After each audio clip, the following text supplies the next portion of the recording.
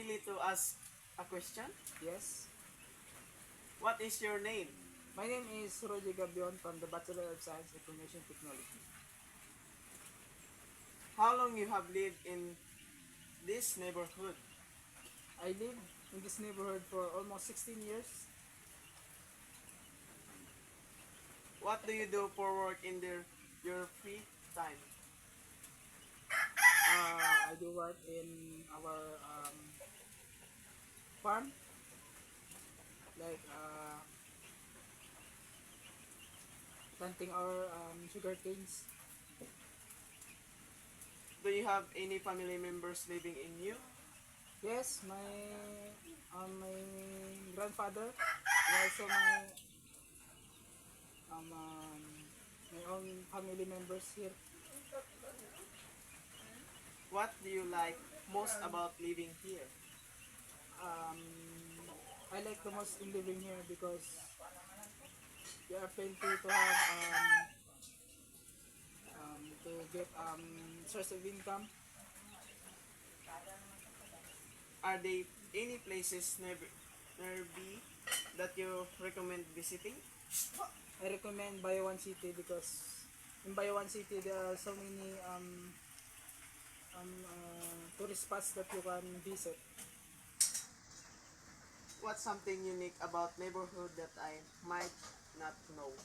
Um, Being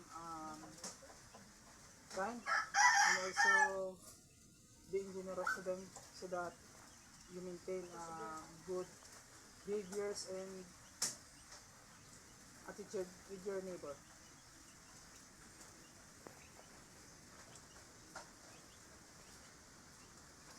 How do you usually connect with other neighbors? Uh, by talking to them when I'm in free time and also giving them food if I have enough food to them. Are there any community events or group that you participate in? Can you ask question? Um, Are there any community events or groups that you participate in? yes, I was also the member of Red Cross Red Cross Kabangkalan.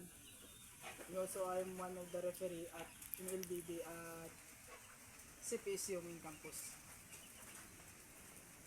What do you think makes this neighborhood special?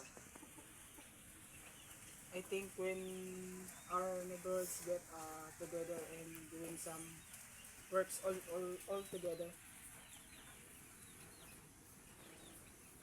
Do you have any tips for getting around the neighborhood?